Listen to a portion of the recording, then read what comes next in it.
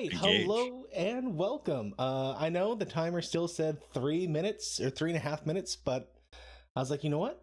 Jeff's here. I'm here. Uh, Amazingly, I didn't have any audio issues, which pretty big deal for me. So let's get going. Josh is saying no sound, no sound. He says that, and I was telling Jeff that I am not going to get tricked this time. And at the same time, I'd probably get tricked as soon as he said no sound, no sound. So let me he said no sound. Yep. I Okay. can confirm there is sound. No, Josh, love you so much. Oh gosh, how's everyone doing? Josh Street started off the chat saying Dolphin Boy, come out and stream. So here I am streaming, and I'm even gonna say this was intentional. I started the stream early because I started it late last week. So see, it all comes back You're together. making up for it. Yeah, that's totally what's happening here, and not at all that like I was just wanting to get going. Well, Thomas is saying that he can't hear me. I don't believe it for more than a minute. Maybe a few minutes. Here, say something, Jeff.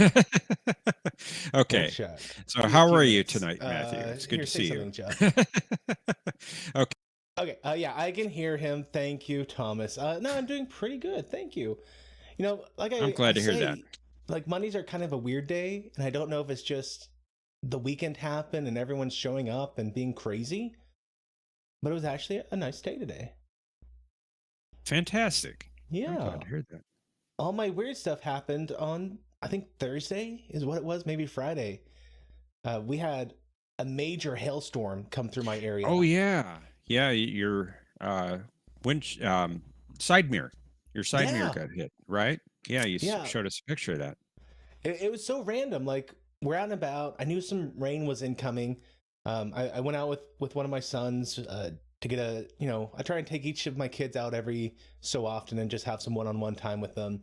So we went out, we got some stuff from Home Depot, then we stopped at a restaurant to get some food, and all of a sudden it's just hail coming down, rain coming sideways. I'm like, is there a tornado coming? This is Texas tornado weather right here. And no, thankfully there was no tornadoes. I say thing. One of my bucket list items is I want to see a tornado in person and be safe.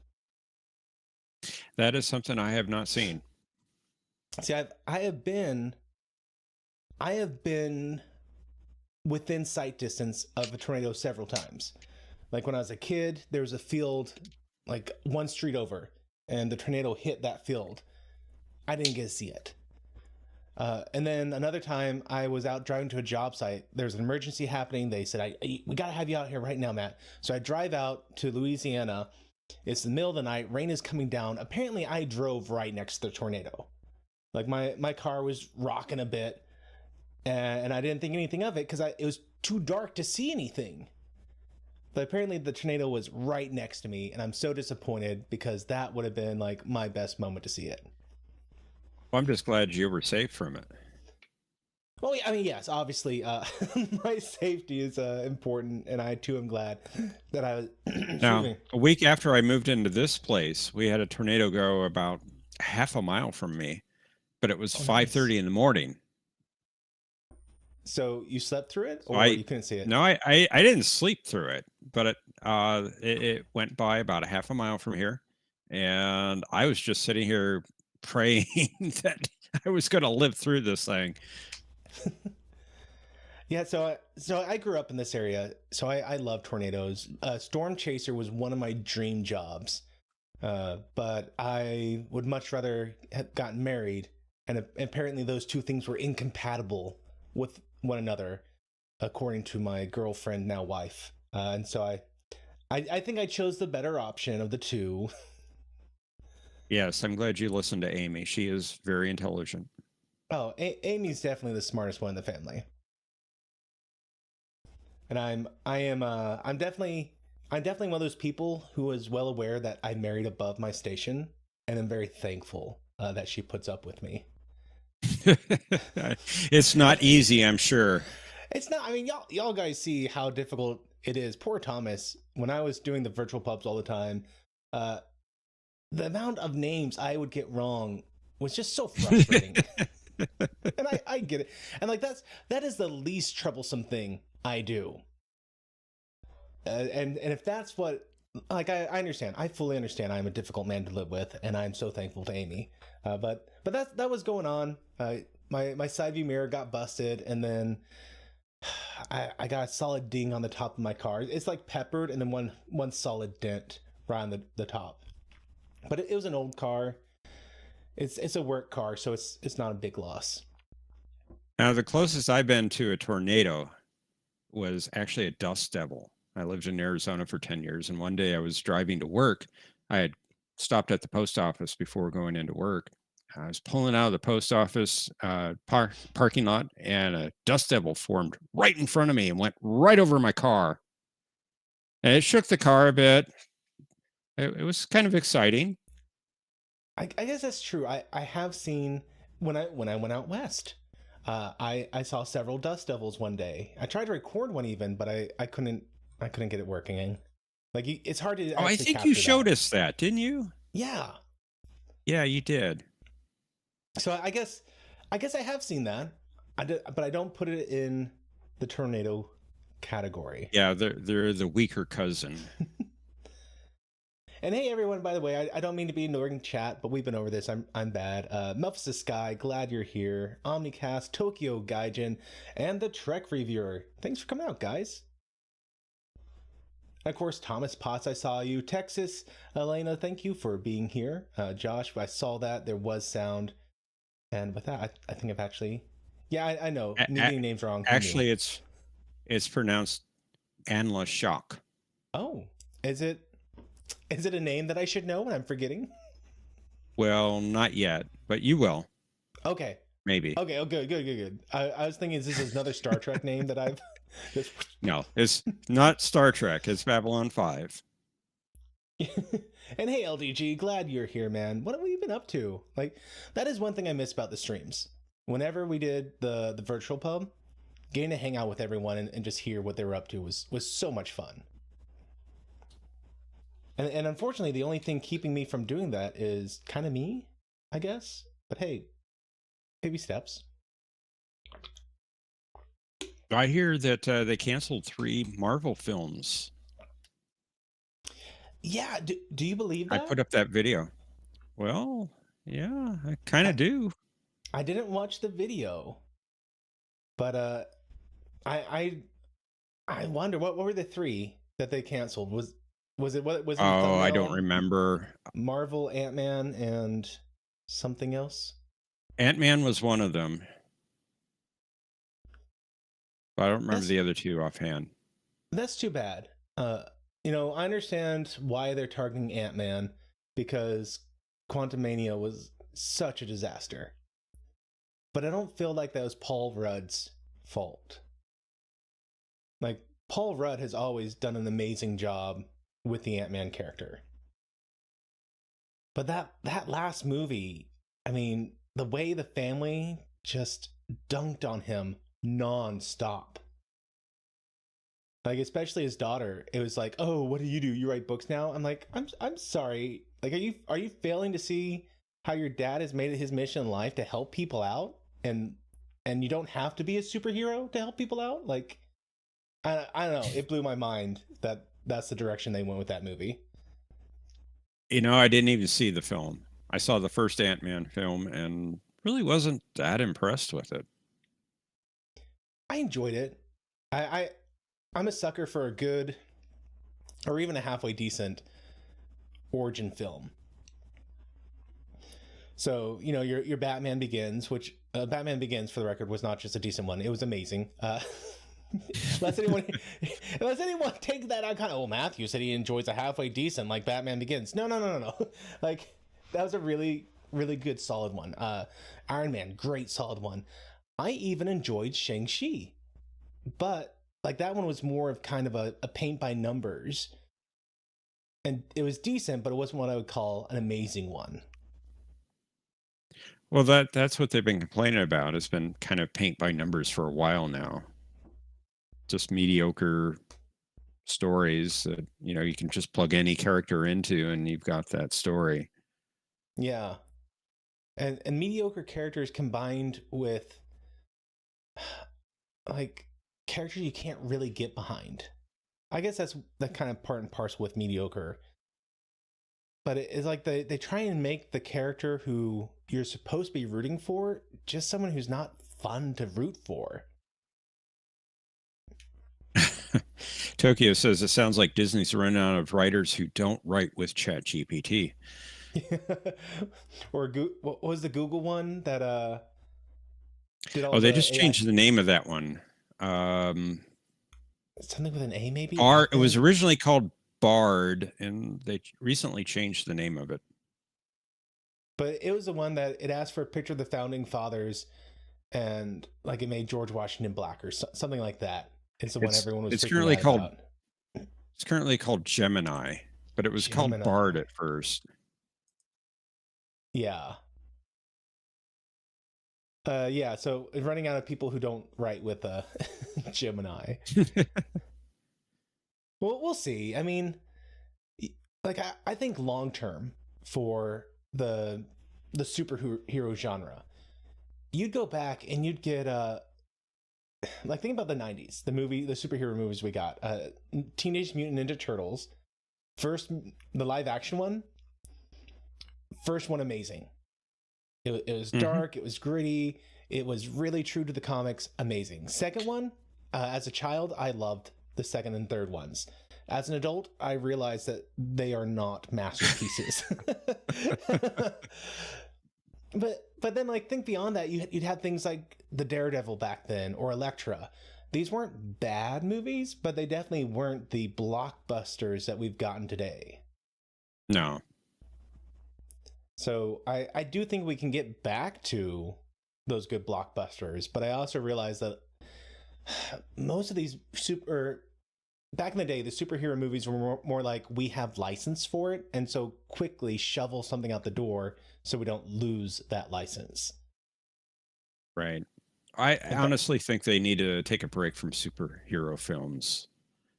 We just had too many of them, like in the last 15 years or so.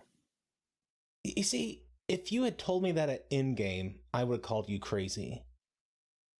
I would be like, no. Well, I didn't think that then.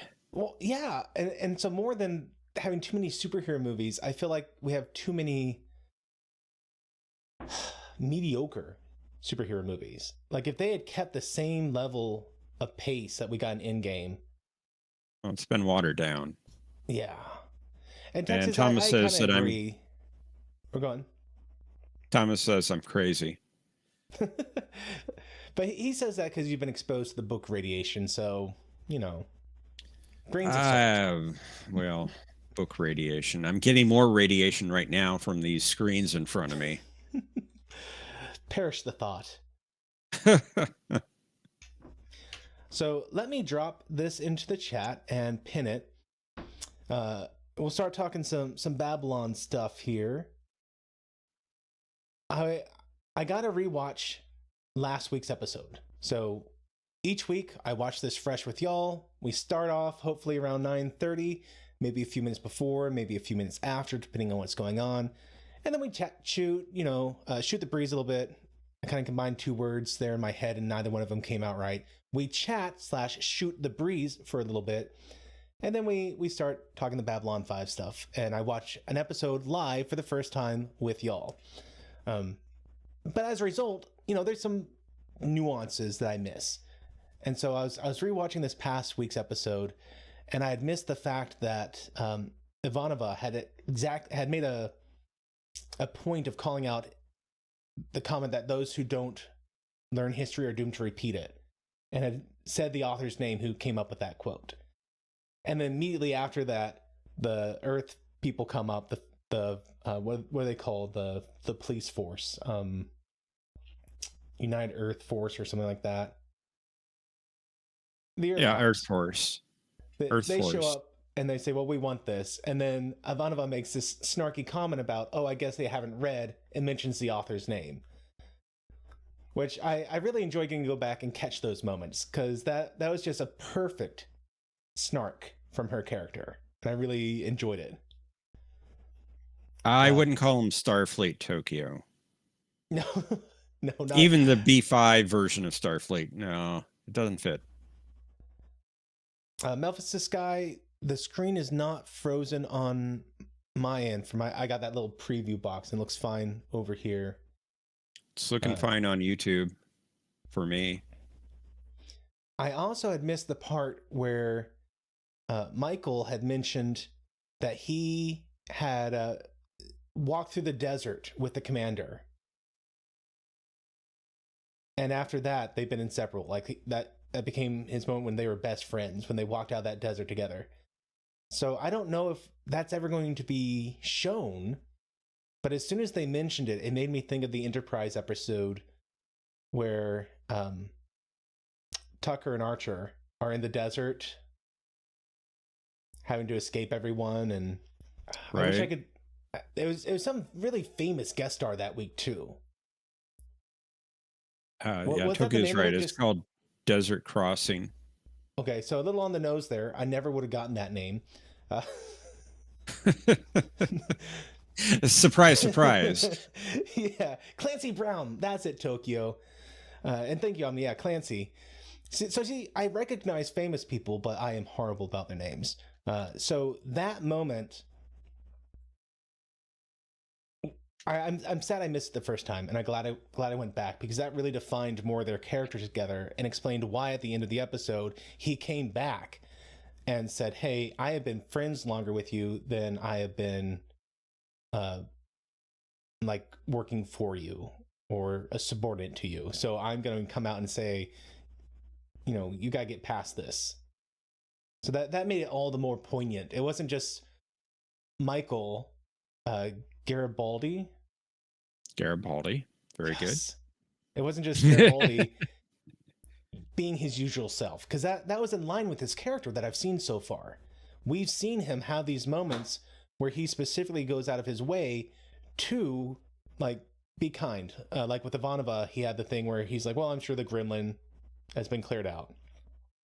Right. And with using the gold channel. Yeah, with the gold channel. And with my my favorite alien, I lost his name. I can see his crazy hair. Oh, Londo. Londo, there we go. With Londo Malari. He had that line about, in an hour I'm going to have to search your quarters, make sure I don't find anything. So we've seen that is in line with his character, but it made it all the more poignant that we found out that it was a personal, like it was much more personal than just his general, this is who I am. So I'm really enjoying watching these live, and I'm really enjoying getting to watch them again. That said, having watched it the second time, I do see why people are kind of like, this is the weaker episode of the season. Yeah. Like seeing and just watching it from front to back instead of just chatting about it as it comes up. I'm like, okay, I get it. I still enjoyed it, but I get why people say that was probably like a low point. And I look forward to seeing what the high points are. And boy, do we have high points coming. Oh my goodness. In fact, I watched the last episode of the series yesterday. Oh, wow. Boy, is that emotional. You're gonna need a box. Last I heard. Oh, I've been watching one or two a day. You're gonna need a box of Kleenex when we get to the finale. We'll see. There's a wall there. Okay. So, here's the way it works, everyone. In just a minute, I'll pull up the clips. In fact, that's probably something I should go ahead and do nowish. Why not? Let's see. That might be a good idea. Get that pulled up. There we go. There are the clips. So I have put the streaming room in the chat. It's pinned there at the top. Please come join us. You can watch this live as we talk about it during this stream only. As soon as the stream is done, that is gone. This is not a streaming service. If you want to watch it streamed, by all means, head over to Amazon. They let you buy the series, the remastered version, so you can stream it without ads after buying it. Or you can head over to Tubi TV and you can watch the whole thing for free with ads. And of course, you can buy the Blu-rays off Amazon, or I wouldn't be surprised if a local Walmart has them or something like that. And Jeff, you mentioned there's a third streaming place, isn't there? Last week? Oh, they're all over the place. You can get it from Google Play. That's what it was. Google and iTunes also have them. Yeah. iTunes has them. It's on YouTube. I believe you can get it on YouTube. Pay for it on YouTube. Awesome. But YouTube's owned by the same company as Google, so no surprise there. True. Very true. The Alphabet Company, which isn't being derogatory. That's their actual name. And doesn't know that. I don't know if you saw it, Matthew. I tried to get your attention on Discord. There was a sale for the Blu-ray set on Amazon. There was. It was like $75, I want to say. 75, yeah. And I'm looking to see if it's still on sale. So if you do want to get a physical copy, and I recommend a physical copy if you can afford it. Don't break the bank here, guys. But if you can afford it, there is nothing like having a physical copy. Digital stuff, guys, it disappears. I remember Thomas was having something where a show he had purchased from, I don't remember who he had done it from, but they lost the rights to stream it. And once they lost the rights to stream it, they deleted it from his account. Something he paid for full price for. Like, it wasn't like, oh, hey, this is Netflix. You pay a flat monthly rate and you can watch whatever movie we have up. This was, he literally bought it at full price as if he was going to get a physical set, and then they just got rid of it. Well, that's the great thing about physical copies. They can't take it away from you. So I am a big proponent of buying physical stuff. Make your digital copies from your legally purchased physical stuff, and you'll be set. And Thomas is saying it was a movie on iTunes. Yeah, crazy. iTunes of all people. So I just looked it up. It's still on sale at Amazon for $74.99. So if you want to get it, this might be the time to do it. If you can't get it now, when we first started doing the streaming, it was also $75. So this seems to be a cyclical sale that comes up. Yeah. I was unaware of that. And I didn't look at it on Black Friday, but on Black Friday, Amazon had a ton of series for sale on like $30. Like things like, I mean, it was some classic stuff. Sequest was up there on sale. I don't think it was a 30, but it was on a deep sale. A-Team was $30, the entire series. Hogan's Heroes, just amazing classic stuff. So, you know, if you Babylon 5 wasn't available yet on Blu-ray. That's right. For Black Friday. So, and the Trek reviewer, we have not discussed Crusade yet. So we'll see. We'll talk about it. Is that an episode or a sci-fi series? Crusade is the spin-off to Babylon 5. Oh, okay. It only went one season, and it didn't even get a full season. But oh yeah. But it's tied in with the last TV movie that they did on TNT. So okay. Well, we'll talk about it. Trek reviewer. And yeah, Thomas, I don't know what it is about my brain. I can remember you said that 3 years ago, and it just drills in there. I forget Londo's name, and I watched him 2 weeks ago. How can you forget Londo? Yeah. Oh, Tokyo, 130 on Amazon Japan. That is rough, man. Yeah, are you talking about rough. Crusade, I'm sorry, or are you talking Tokyo. about Babylon 5? I think he's talking about Babylon 5. Crusade's not available on Blu-ray. It says complete on Blu-ray. Well, I am what? He is talking about the series. Let me go ahead and get this started, everyone.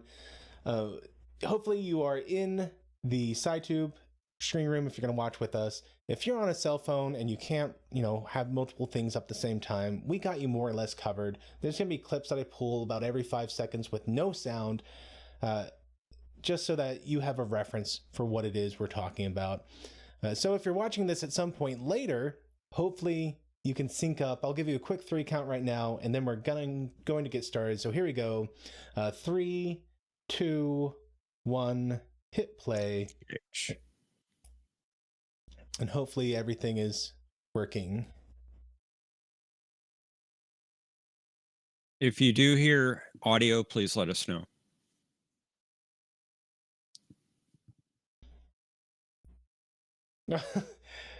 So Garibaldi, he doesn't appreciate sacred knives, sacred rituals.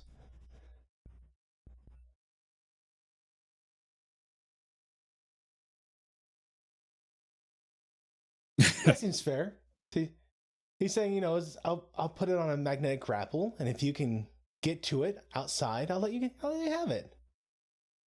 Thank you, Josh Street. He says no bleed through.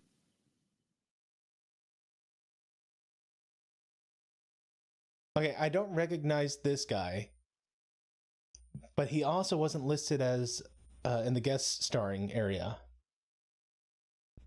I think he's just another member of security.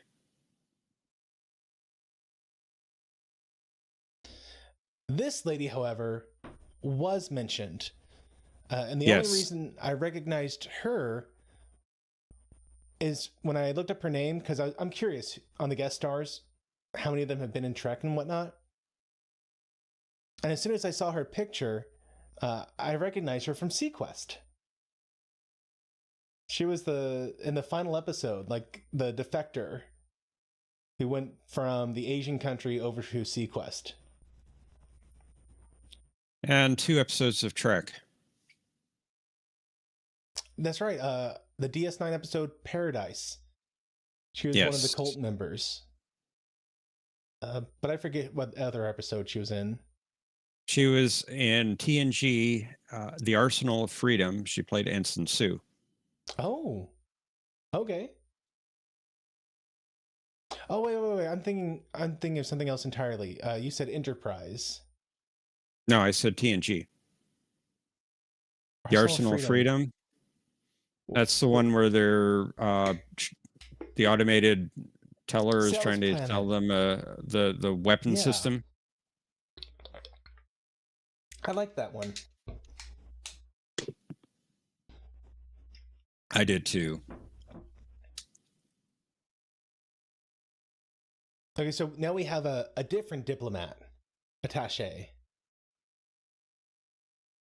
So in the last episode with Londo, we had another diplomat lady who was told not to sell the homeworld. Yes.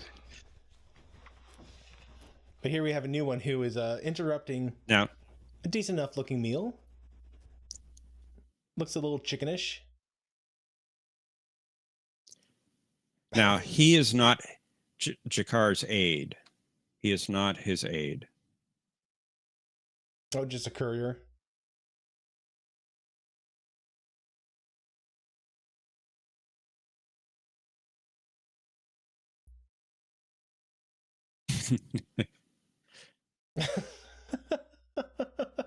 Okay, so apparently this is some maybe political rival of his, but he says, I come bearing good news. I am dying. Oh, did he just say, but so will you? He did. Oh dear. And was that the other guest star this week, Thomas Kopache? Yes, and boy, did he play a lot of roles in Star Trek. Oh yeah, not just Star Trek, but like so much of just TV shows at this time. He was in. He played. Go on. He was in 7 different episodes of Star Trek. Actually, 8. He played the same character twice. Yeah, Kara's dad. And one of them Kira's dad, yeah. And Omni says he was in Star Trek 6. I didn't see that. I saw him listed on that. He was the comm officer in Generations. He was in, yeah, Star Trek Generations. I think you're thinking of Omni. He was also in a just a throw-off character in a Stargate SG-1 episode. And he was in one of my favorite action sci-fi series, 7 Days. Oh, yes, I like that show. That was good. And that was when UPN was I think it went by the moniker the first network for men. Yeah, now that you say that. It was, oh my goodness. The marketing they did for UPN when it was first out was just so marketed toward men. There's no way you could have this channel in this day and age. But I mean, the opening episode of 7 Days basically had the main character, heroic shoulder wound, shirt open, diving, shooting. I mean, I wouldn't have been surprised if a bald eagle had gone behind him in that moment. It was, it was such rugged manism. But we kind of got a ring thing going on here, or the ring. The guy is saying that within 48 hours of you receiving this message, you will be dead. That you won't know how or where, but I'm going to get you. And you don't know how much it pleases me that you're going to spend an uncertain amount of time suffering, wondering how it's going to happen. And yeah, Tokyo, if technology had been a little bit better, he probably would have been shooting lasers off the back of a velociraptor.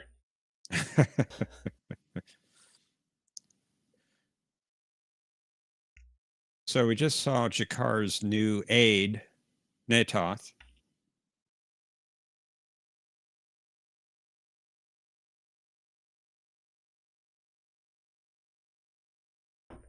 Ooh.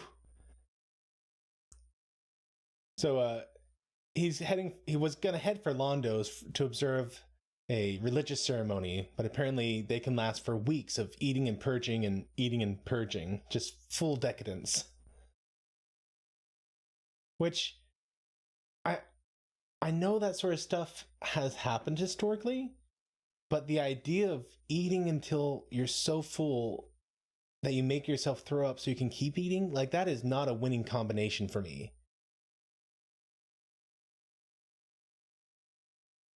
No, I would not enjoy that either. The good mood is ruined when the captain is announced to be on board. Or Catherine. Catherine's on board. Catherine, okay. Yes. that makes a little more sense. I'm I wouldn't have thought he would have, this must be a really bad captain.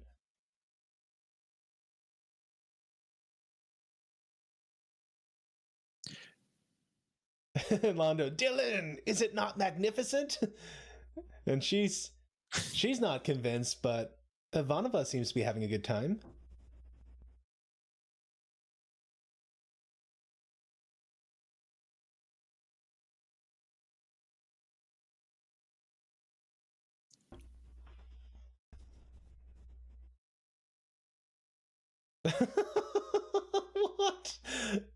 What? Okay, that's an interesting tradition. They were at war with another race on their planet, and apparently they were losing bad. And that they celebrate at the end of every year. They'd see how many of them were left, and celebrate their good luck to be one of them.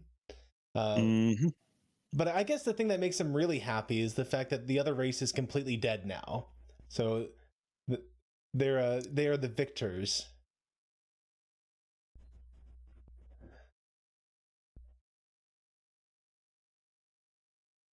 And Ivanova wants to know what's with all the statues, and he said that these are all their household gods. And Texas is saying that Peter's ad-libbing all sorts of stuff here. Is Peter Londo's actor's name? Yes. Peter Jurassic.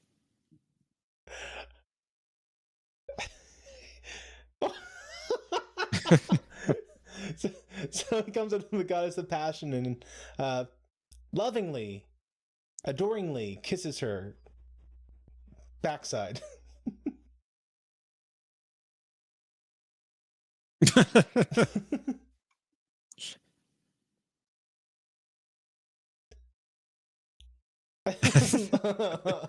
Lando's telling Delenn, he goes, "Have I ever told you were very cute for Nabari?" Everybody's cute.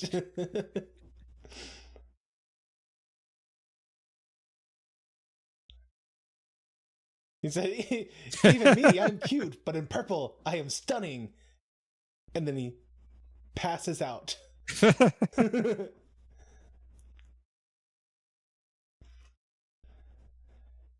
And apparently this is a good thing because he's come one with his inner self and the table. And John says, Delenn looks like him at a party. Welcome, John. Oh, you were telling me that the actress from the pilot got swapped. Yes. Well, it's a different character. Yeah, but it's still the love interest for the commander. Okay. Yep. Oh, his name's Jeff. Yes. I We've been over that. No, we went over how the doctor's name is Franklin. Well, we also talked about his name being Jeff. I only got room in my head for like a handful of names. We are pushing it.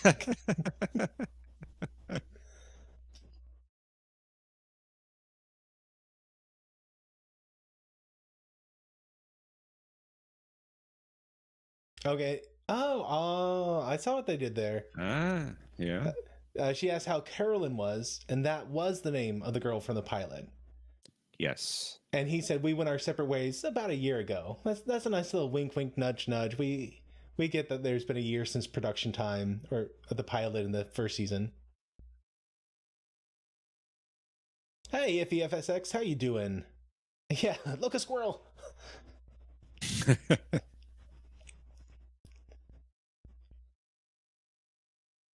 Josh Street, that might be a little too much.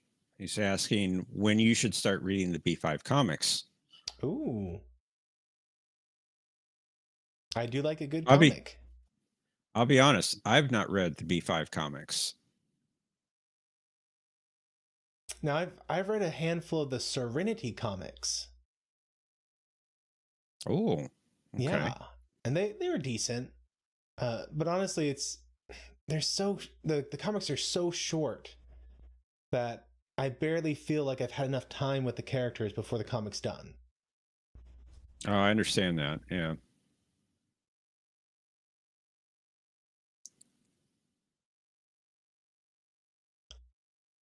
So Jakar is very concerned all of a sudden. Understandably, someone just basically said he's hired an assassin to kill him. And now he's thinking about all the accidents that have happened around him. Like, oh, just last week there was someone who died when an airlock malfunctioned.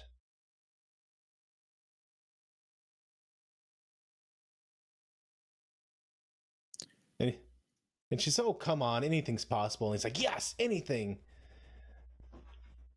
Now, Toth has also been in Star Trek. About the Caitlin Brown, the actress, has been in Star Trek. Oh, what'd she do? Let's see. I'm looking that up now. I didn't do that earlier, but let's see. She was one of the mercenaries in the Gambit episodes from season 7.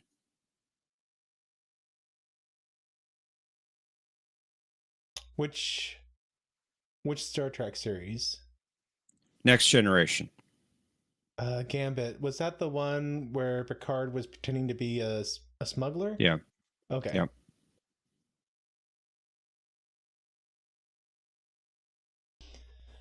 Retro Robot Radio says, would I watch the Babylon 5 South Park parody on YouTube? It spoils season 3 of Babylon 5. So I definitely wouldn't watch it until after season 3.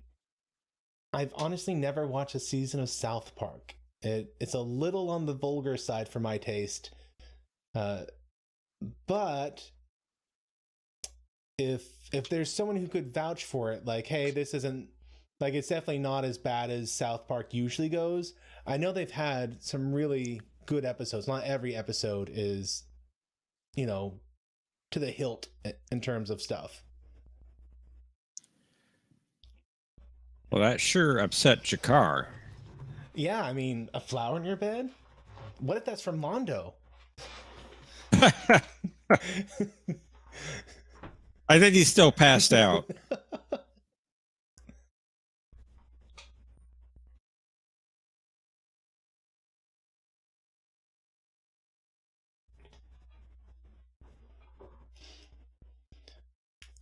Did she explain the significance of the flower?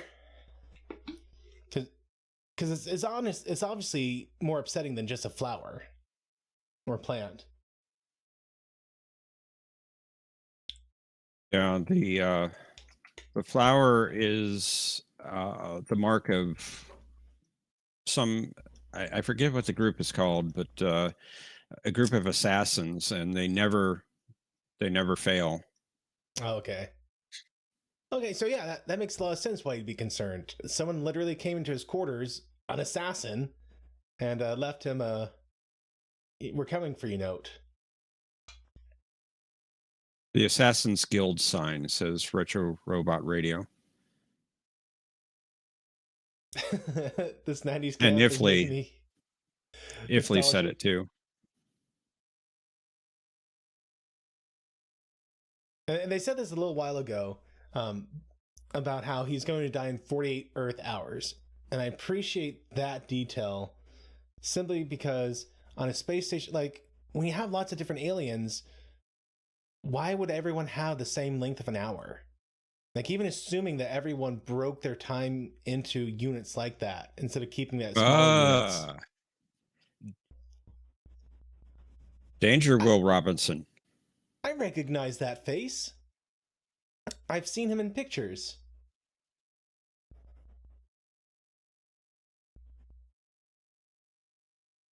Maybe other stuff. But I feel like I've seen a picture of him with the head stuff. The bones.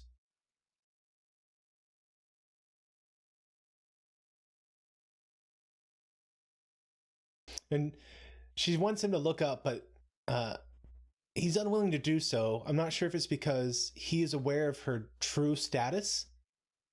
It is. Okay. Hey, Lancer 377, how you doing today?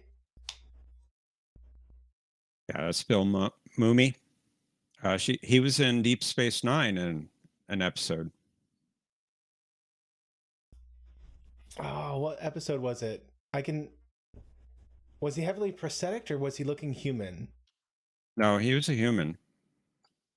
He has a memorable face, which is saying a lot for me. I'll say one word: siege.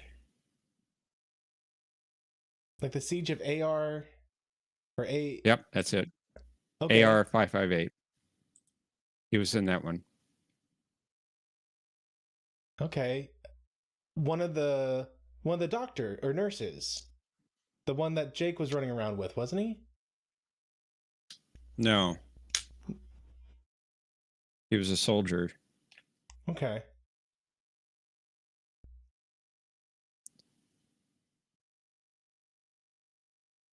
I don't know if you caught it. Delenn told Lanier not to call her by her title of Satai.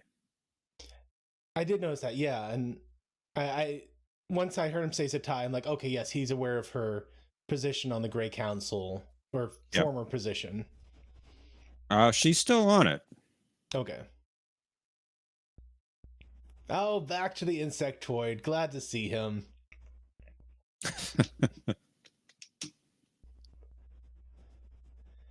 John, am I thinking of a different episode? I thought Jake was also there for the siege, and he was freaking out No. and having his panic attack. Now, he was there with Bashir on another planet where they were at the hospital. Ah, darn it. I thought I was getting better. I could see how you get the two mixed up, but And we saw this guy before. He was the bouncer a couple weeks ago. Londo and Sinclair had gone to find. It was Born to the Purple episode. yes. And he was the bouncer for the ladies. Watch my language. What did I say, Thomas?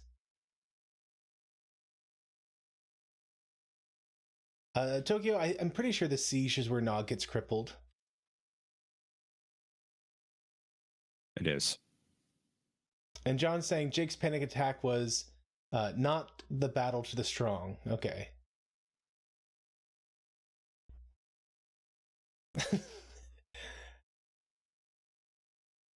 These two actors, they practice a week so that their relationship would seem real.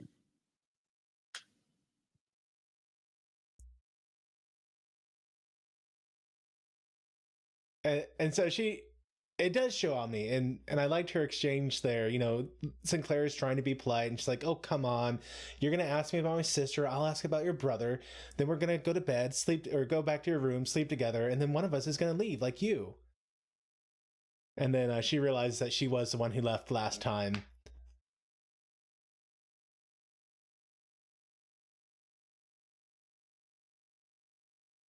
And there's some music change here. Kind of you know, if a sax came in, I wouldn't be at all surprised.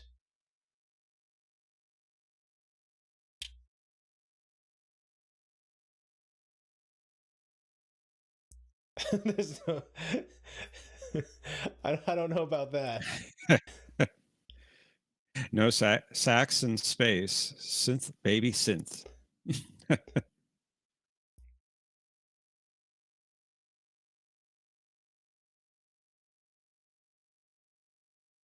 And they claim they can't believe they're going through all this together again, but it's clearly they're both very much okay with what they're doing.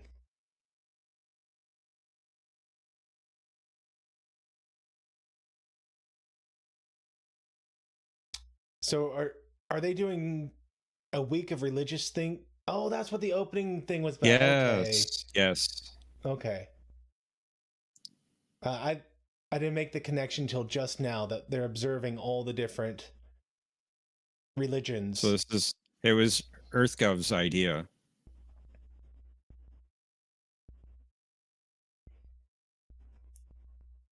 What's Londo going to do with it? I mean, clearly someone's going to do the wrong thing here.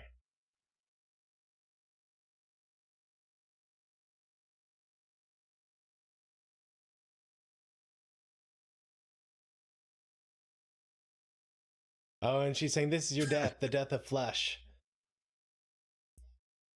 And I'm sure Jakar is going to be quite concerned. Almost sounds like you say guitar. I did. Londo eats, so does Fear. He's saying, "Be not afraid."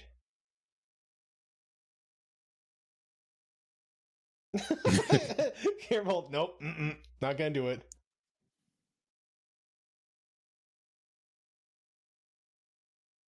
So was she saying that if you have fear, it's going to taste differently? Or just some people are too engrossed in the symbolism to be willing to go and eat it? I think that's up to interpretation. Because I think it was So it interesting that begins. Garibaldi was unwilling to eat it.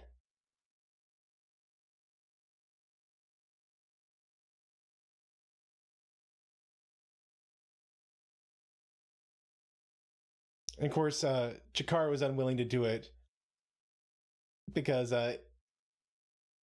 Oh. Oh, uh-oh. Uh-oh. Whoopsies. So his bodyguard was quite dead. Like, I'll miss him. Yeah. His monologues were impeccable. And so it begins. That's right, Omni.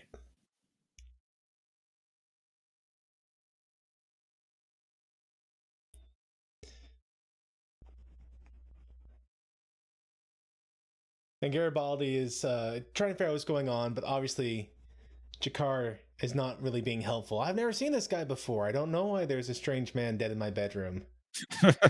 Which I'm surprised Jakar let that one, or Garibaldi let that one slide. Of course, he finds some lacy undies.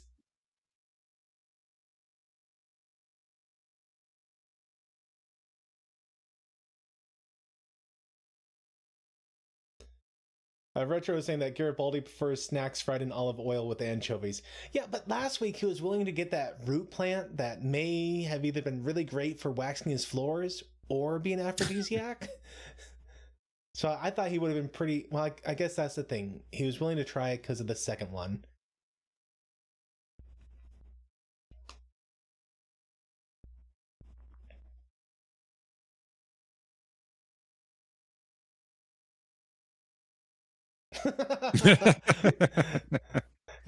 So Garibaldi, he apologizes. Yes, I'm overstepping things. You're the ambassador. You're allowed to be here, but let me say from the bottom of my heart, hot pink is definitely your color.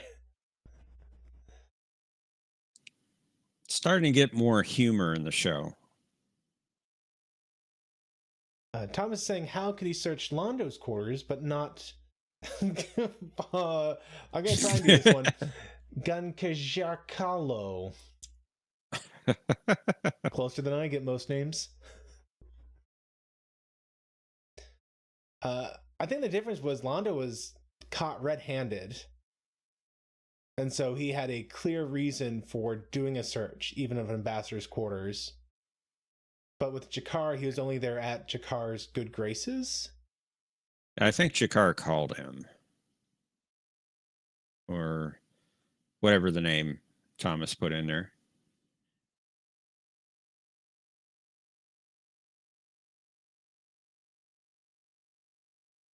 Oh, wow.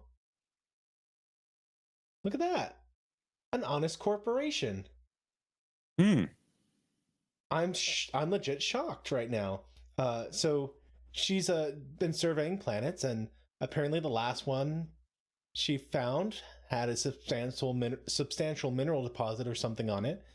And as part of her contract, she is entitled to part of the profits, and it's a huge number apparently.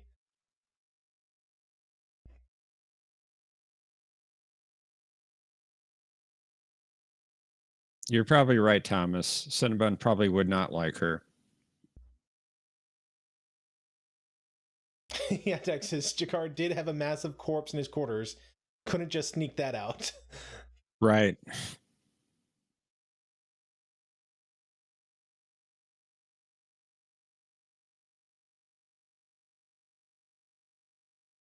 So he's realized that the counselor in the message was dead, so someone else had to be giving it to him as a proxy. And the courier gives a name, counselor's something with an S. And Sakar, something like that. But he mentioned, the courier mentioned that death is closer than he thinks.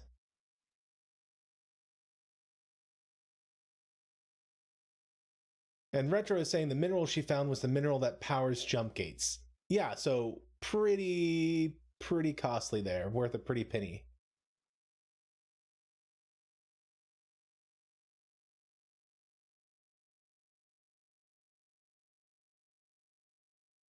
So, who's Tennyson? Do we know? Don't know Tennyson? Don't know Tennyson. In literature? Oh, come on. You know I'm not going to get a name.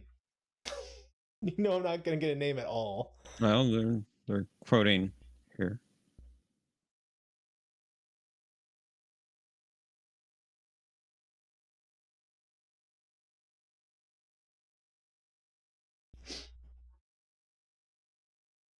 Now, I think it's Does interesting. Ulysses sound familiar to you?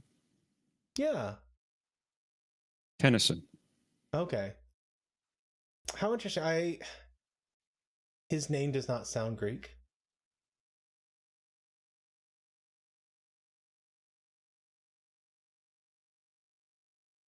No, not Grant. The like Ulysses, Homer, the Iliad, that sort of period. Yeah, these are great scenes, Omni. And I think it's interesting that she's the one pursuing him after she got rich. Like you would think the opposite would be true, that I don't think this about Sinclair, but typically like the stereotype would be the ex finds out that their ex girlfriend, boyfriend, whatever got the lotto, and now they're desperate to get back together with them. But instead, she's kind of at the point where she's like, "Hey, I'm so wealthy, I could settle down, maybe." And now she's wanting to build up a relationship and have something stable. And he's actually saying, "No, we just got over each other. We shouldn't do this. We're no good for each other." But clearly, they got some smolder. You think? Just a little.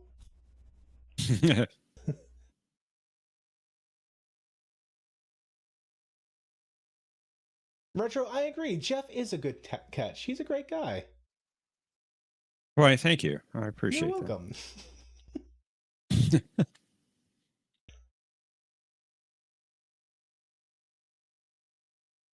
Oh.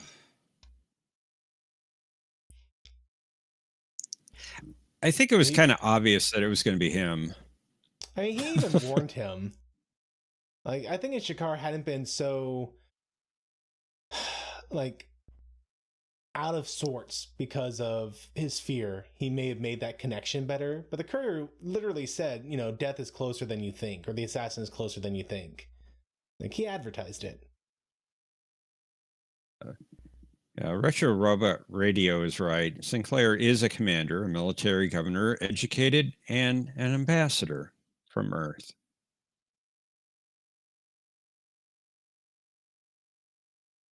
Why didn't the lady message the station and tell them that Jakar was attacked? Oh. That must have been I a don't recording. think she was in the room. I don't think it was in the room. I mean, there on the TV screen, she was giving a message. I think it was just a recorded message saying that they haven't found a replacement courier yet, that it wasn't a live video feed. Huh.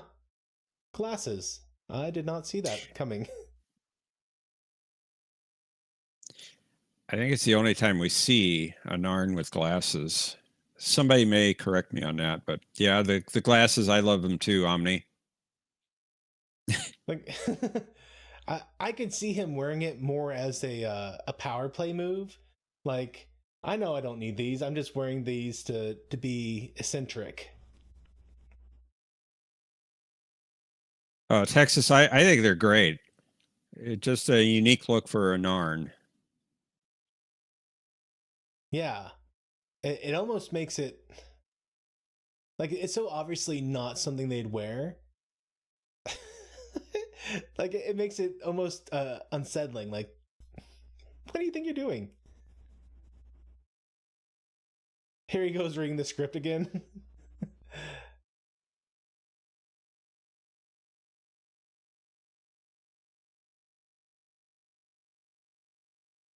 Oh, and he must be reading his instructions from the ambassador who didn't like Jakar.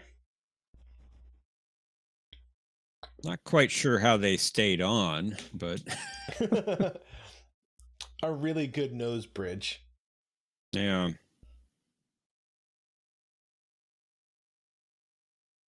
Yeah, and John saying, "How many lights do you see?" And Jakar is saying 4, 3, whatever you want. That's the number I see right now.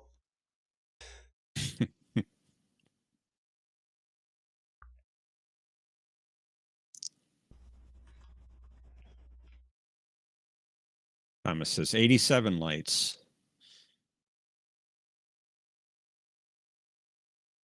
And he's saying we must all make our sacrifices because it was such a hard process for him to gain the ambassador's trust. He would be honored if you would join us.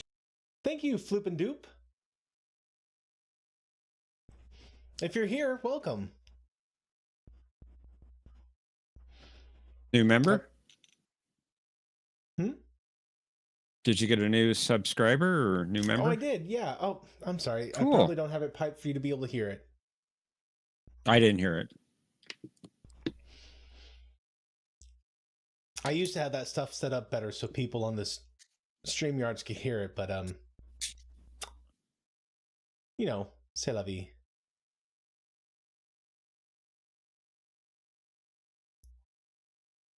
Oh, but Jakar's showing a little backbone now. He was willing to pay him money. Ooh. But he's not willing to beg for his life. I think that's the best you've said his name, Jakar. It didn't sound like guitar.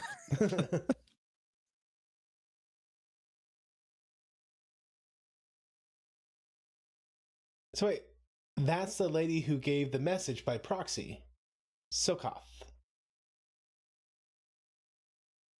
No, this is Netoth. Netoth.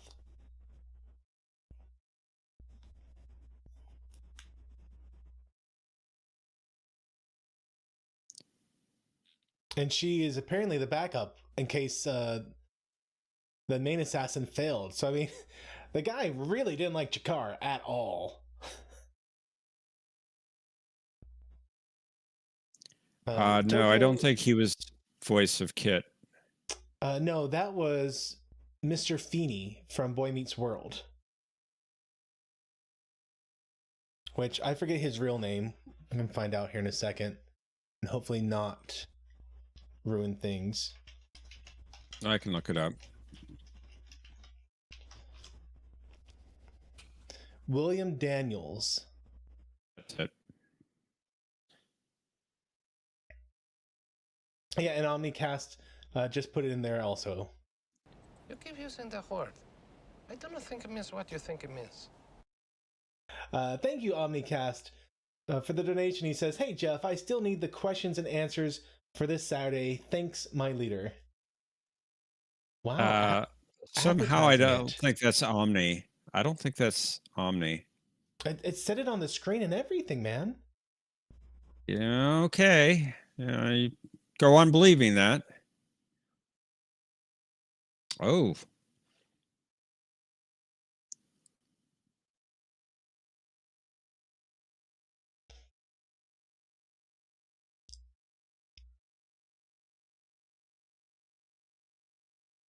Not the worst cut I've ever seen in a fight scene.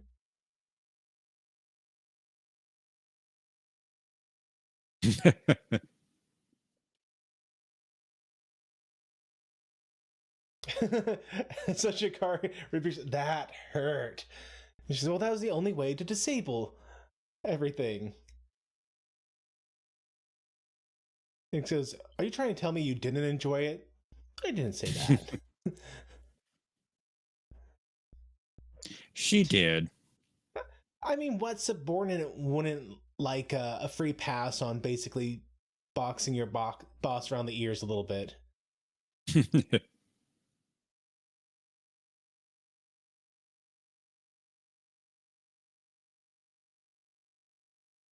And so, oh, nice. So the guy was knocked out for 3 days, so he missed his window. And as an apology, Jakar says, I deposited a substantial amount of Earth money into your account. And so the assassin realizes that, oh no, they're going to think that I betrayed them.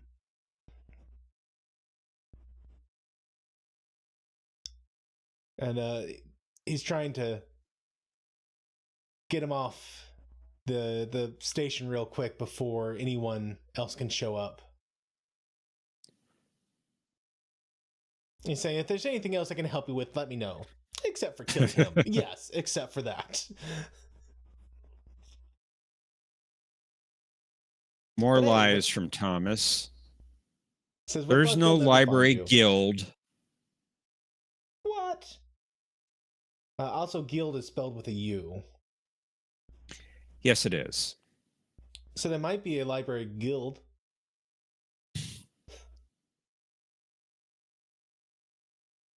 Oh, we don't have overdue fees, Omni.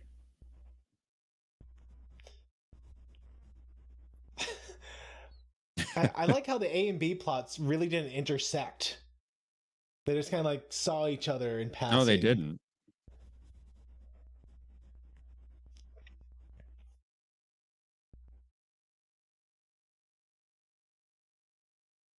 So his ex, maybe current girlfriend, is having to leave for just a few days. She has to make a quick run through the Deneb system. So we'll see. We'll see what happens to her.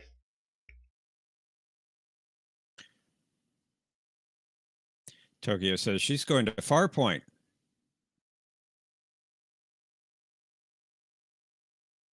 Uh-oh.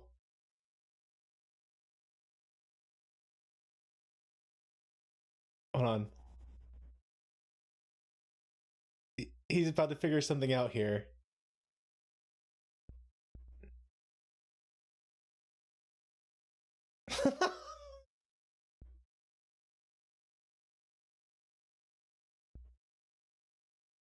Okay, so sorry, I wanted to listen to that full thing. Apparently, what's her name? I keep seeing Cassidy in the chat, and that's not her name. That's a joke about DS9. Is right? Her name's not What's really that? Cassidy. Catherine is the character's name. Catherine. So Catherine knew about this ceremony. She's asking what dominant Earth religion is he going to present and how he's going to top the Nabari one. And so, Jeff makes a comment, oh, yeah, there's red fruit and everything. Not and me. Like, Not me. Yeah, not him, Jeff. Sinclair, Jeff. He says, or she says, well, was there a serious exchange of looks? And apparently it could also double as a wedding ceremony. And so he's like, someone got married, depending on how seriously it was taken. But everyone's waiting here. Where's Sinclair? And he finally shows up.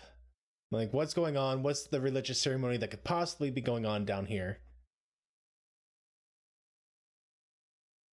So we have atheists, Catholics, a Zen Buddhist, a Muslim, an Orthodox Jew, Native American?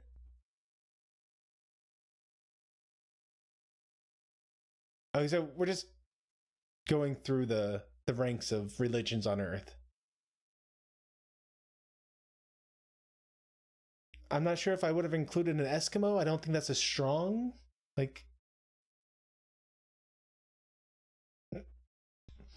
I'm not okay, well, now they call them something else. Eskimo is like a super outdated term for them. Yeah. But do collectively Eskimos have a religion? Inuits? I don't know.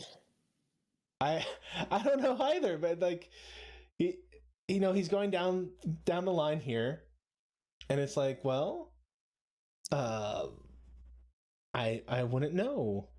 I never really thought about if they had a collective religion. How interesting. I'm gonna have to look this up later because that's gonna be scratching at the back of my brain all night. Tom is saying atheist isn't a religion. Disagree. Yeah, I disagree with that too. I mean, it annoys atheists when I say this, and I apologize, but atheism's a religion. There's proselytizing. There are books that are referenced. There are figureheads that everyone's like, oh, you gotta go listen to this guy. I mean, look, I wish I had the fervency of faith that an atheist has sometimes. So I think atheism is definitely a religion. You might even go so far to say it's a humanist religion if you want to be charitable. Thomas wants us to do another episode. Well, unfortunately, I only got the one episode queued. Otherwise, it wouldn't be too bad an idea.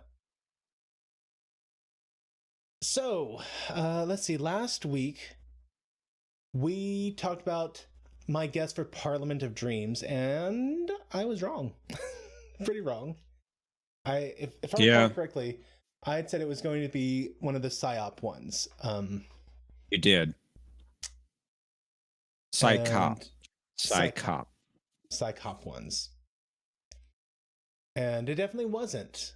I thought also it was going to be like maybe someone is stuck in a coma type thing, and we're going to see what was it? I think we were going to see like an idealized version, the utopia version of what someone envisioned for Babylon 5. No, clearly that didn't happen. No. But I like what we got. Yeah. I mean, this was a pretty good episode. It was, and I enjoyed getting to see Jakar go through his stuff.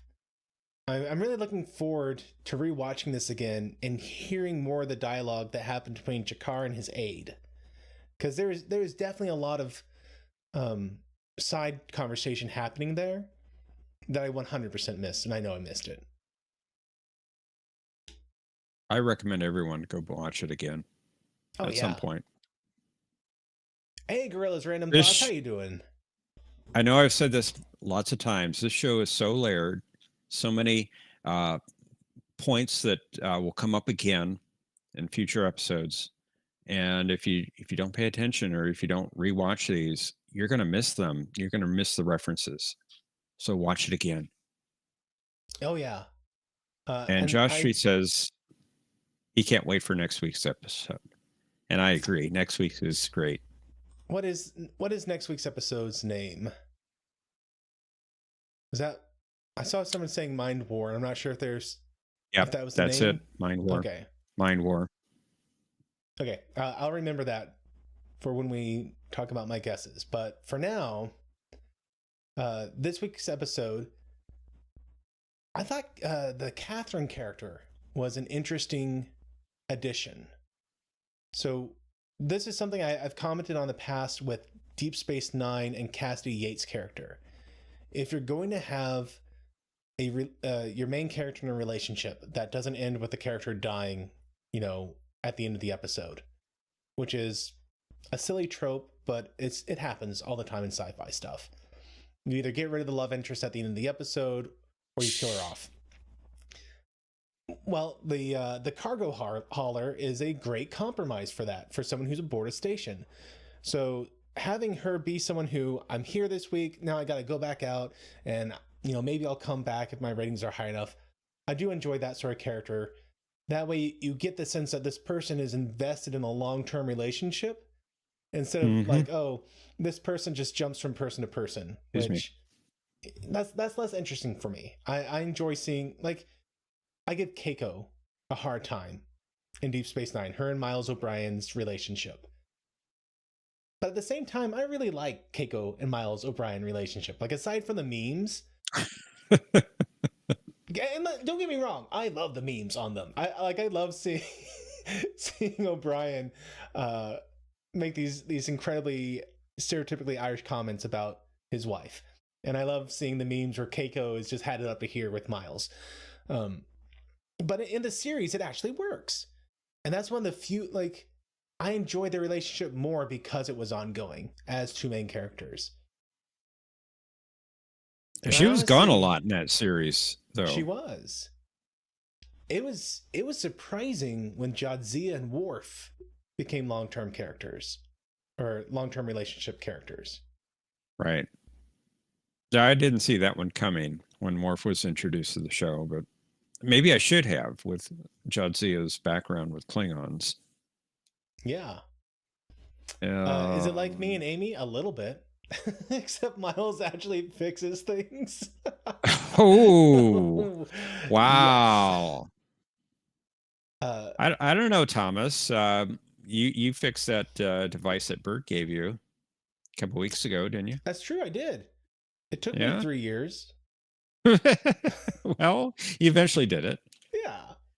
John says Keiko's a great source of O'Brien must suffer episodes. Yeah, I agree with you, John. But she was too hard on him.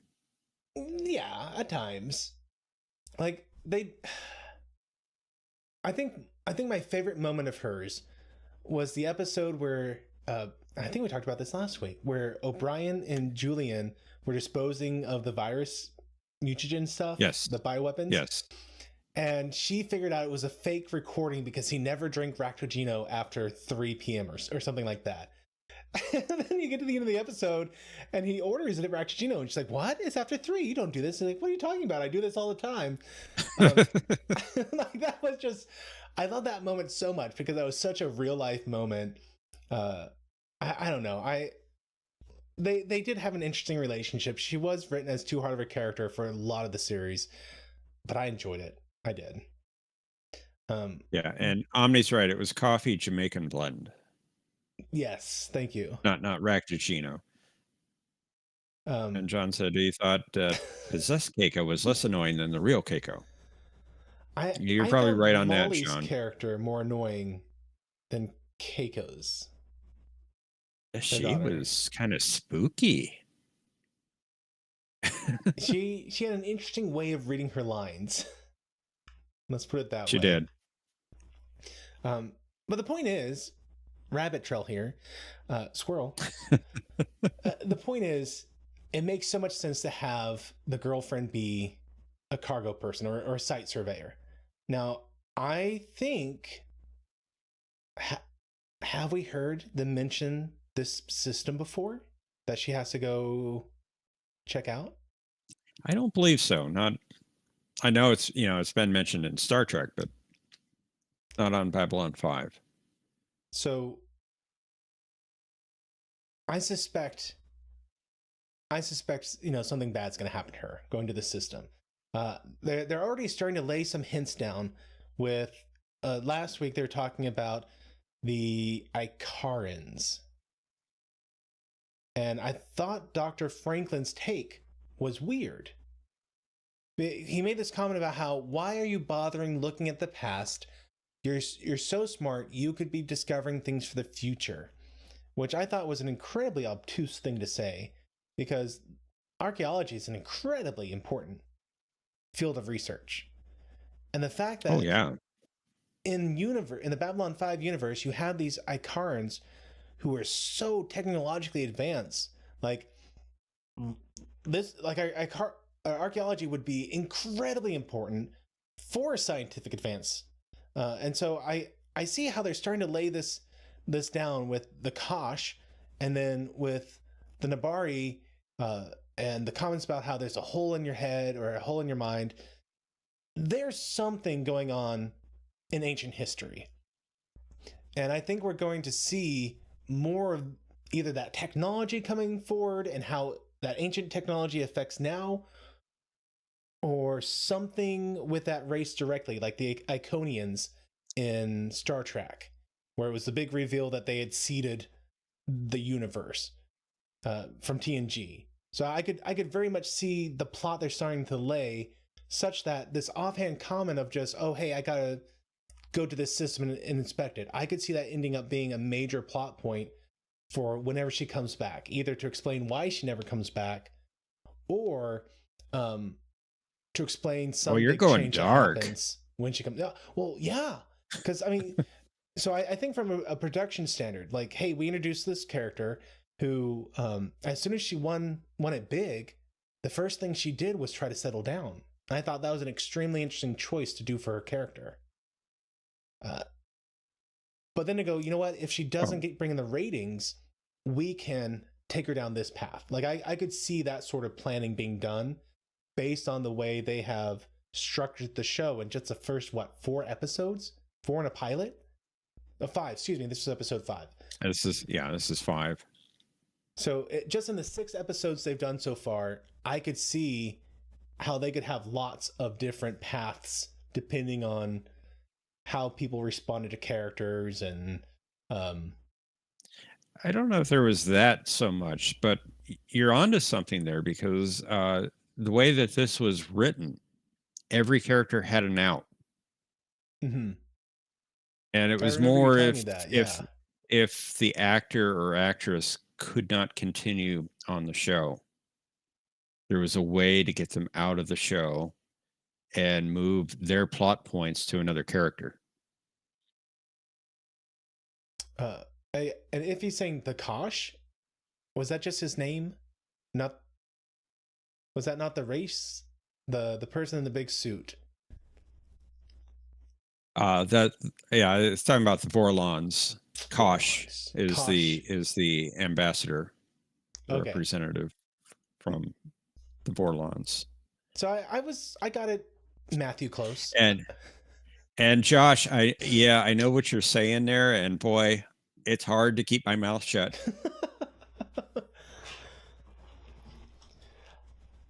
He says, Professor, I want to spoil things, but that would ruin the surprise for Matthew.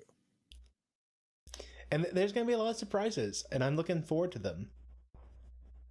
There are a lot to come. And Retro, I have not heard of the Uplift series. Did you mention that before? Maybe someone else. I haven't heard of that one before. Like Matthew would remember. Thomas, it would be one of those random details that somehow gets stuck in my brain, the same way I remembered you losing your digital file access. Thomas, I don't think there's enough hours for us to finish season 1 tonight. Probably not. Yeah, you're talking not. 17 episodes. Yeah. Well, Jeff, final thoughts about this week's episode? Well, I thought this was a pretty good episode. You introduced 2 new characters with Lanier and Natoth, and you have the whole crew now. You have the whole cast on the show. Everyone's here. And I noticed something in watching it tonight. We did not see Dr. Franklin in this episode, which I thought was interesting. That's true. But yeah, this was a good episode. Good episode for humor. I think this introduced quite a bit of humor, and it's starting to work. The characters know how to play off each other better now, and I think that humor is starting to work. We've had some humor in the prior episodes, but it didn't work quite as well. I don't think the cast were used to each other, and now that you have more of a history of the show and you got the characters playing off each other more, I think it's starting to work better. I did enjoy the humor more, and I didn't think about this till you just said this, but with the way they bring this humor in, it's made me enjoy Jakar's character more. And this is something we talked about, how if he was the heel every single episode, you'd get tired of him quick. Yeah, so you're right about that. This episode was an episode where you actually got to root for him and then be glad when he had that moment of victory. So I'm glad we got this, because that'd be hard to have a character that you just were supposed to hate the whole time. I mean, yeah, I agree with you there. Even... Shoot, his name just flew from my mind. I can see his face perfectly. The main Cardassian in Deep Space Nine. Dukat. I had Gowron stuck in my head. I'm like, no, it's not Big Eye Gowron. Dukat. Thanks for joining us, Tokyo. Oh yeah, thanks for joining us. When he started to become a regular on the series, they had him go through a bit of a redemption arc, such that you actually began to root for him, even while at the same time, you identified with Kira and her, like, I'm never going to trust you. Ever. Because of what you did to my people. So you're like, yeah, you're horrible. And at the same time, you'd go, oh, wow, he's going through this redemption arc. And then when he did a 180, he disappeared from the series again. And that was nice, because then when he came back, like, it made it fresh again. So the point is, I'm very glad they gave Jakar this kind of, let's empathize with him for a moment and see that he isn't just going to be a conniving, scheming ambassador who's always working against you every single episode. There's going to be episodes where we get the better of him, like like Born to the Purple. We got the better of Jakar. He helped everyone out by accident. Without him knowing it. Yeah, or we'll get episodes like today where you want him to succeed and bring in Natoth. Was that her name? Natoth, yeah. Very good, Matthew. Well, I heard you say it like 30 seconds ago. Which admittedly isn't always enough for me, but so with bringing Natoth, I think allowed him to have a person there to like change him enough, make him more fresh, such that we could enjoy him and root for him. And he actually likes his new aide, unlike Kodoth, who unfortunately was killed in an unfortunate accident in an airlock. Just 7 days ago. What happened there? I want to know. And you know, the fact that it was clearly disturbing him made it seem as if he wasn't the one in control of it. Like, he seemed genuinely concerned about the fact that this happened and it wasn't my doing. Yeah. Yeah, I got that impression too. He didn't do that. Thomas, no, I don't think Sinclair killed her. Oh, hey, Bradley Briggs, how you been, man? Saying Ducat's so easy to root for. Yes, and blame everyone for not giving a chance to be a good guy. You know, the episode, what was it? The episode where his daughter died. I feel like they kind of did him dirty in that one. Zial. Yeah.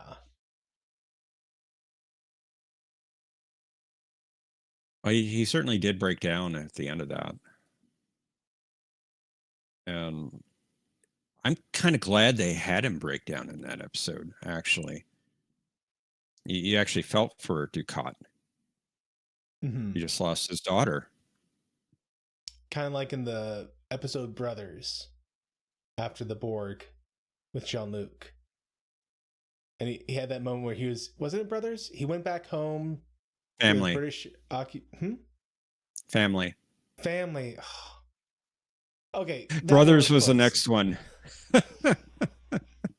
Family. You were that close. Missed it by that much. But that moment where they had the fist fight and then they're laughing, and the way Stewart went from laughing to weeping. Patrick Stewart has such acting chops. Oh, and yeah. I love so when much they gave range. him when they gave him the moments to use his acting abilities, TNG was just amazing. Robert, you think that's they think that's how that went down? Tried to get a little too passionate in an airlock? Somehow I don't think so. Not the way he reacted to Kodoth a couple episodes prior. So yeah, fun episode. It was good. It was good. Mind War. Okay. I hate guessing this 2 weeks in a row, but that sounds like a Psy-Core thing. Okay. Like I can't think of anything other than this being a Psy-Core thing. Now, Jakar specifically mentioned how there's been no psychics in his race, and how he was hoping to rectify that. Yeah, no telepaths. He hoped to rectify that through natural means, but she didn't take him up on his offer. So. Well, he did offer her unnatural means. He did. Yeah. But so it makes me wonder, will we see another race's psychics or telepaths in this next episode? Because humans, the way I knew that was a pilot, so maybe they changed ideas after the pilot. Maybe humanity has a monopoly on that. But I think it'd be more interesting if we saw another race come in with their psychics, and so I've forgotten her name, obviously, but our psychic character or telepath character is going to be involved in a battle of the minds against this, either a rogue from another alien, or maybe not a rogue, but another alien, or a rogue human, because we also had that plot line about Ivanova's mom, who she was revealed to be a telepath, and she didn't want to join the Psi Corps, so she had to take drugs, and to the point that she committed suicide. So I could very much see it being an interesting take where a human came on board who was a runaway psychic who didn't want to join the Psi Corps, and we had this moment of underlying tension, growing tension between Ivanova and the telepath, the official Psi Corps telepath. And who are you going to side with? Are you going to side with Ivanova, the growing friendship, or are you going to stand strong with the Psi Corps, capture this person, and send them off to be castrated through chemicals, basically? A castration of the mind. The commercial telepath is Talia Winders. Talia. So, we'll see.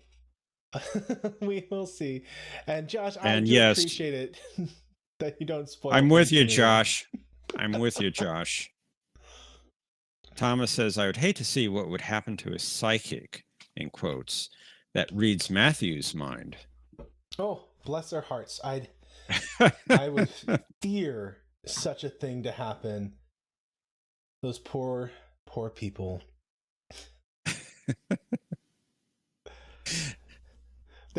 It would definitely be like an all these squares make a circle sort of outcome, I think.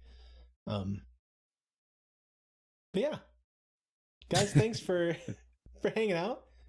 Fun conversation as always, and I think we're gonna end it, and I'm gonna get some sleep. All right. Well, are we going next week? I Mind believe War. we are. Mind War next week. I know there is going to be. I don't think it's for a while, but there is going to be a Monday coming up here in April the 15th. I'm gonna miss it, guys. Got a family stuff going on, and then there's another thing around that same time where I gotta go out of town on business. Maybe a week or two after that. We'll see what happens there. They've been kind of flaky on me about the exact date things are going to happen. So we'll see. But other than that, guys, we're good every Monday. So maybe that week we'll find another day to do it. We'll see what happens. Oh, that's interesting. Yeah. Okay. So we'll let you know, hopefully a week ahead of time. So I'm not spraying this on Jeff at the last second. I appreciate that. We know me. We know what's going to happen. So Jeff, again, thanks for hanging out with me tonight, and everyone, we'll see you guys next week. Have a great week, everyone. Thanks for watching this video. If you enjoyed it, please be sure to hit that like button and share it with your friends. If you haven't subscribed yet, I hope you will, and be sure to hit that bell icon to be notified of all the updates I do on this channel. If you want to support the work I'm doing here, then I hope you'll consider becoming one of my Patreons, where you'll get early access to all kinds of videos. And until the next time, may the Lord bless you and keep you. May he cause his face to shine upon you and be gracious to you. May the Lord lift up his countenance upon you and give you peace. Amen.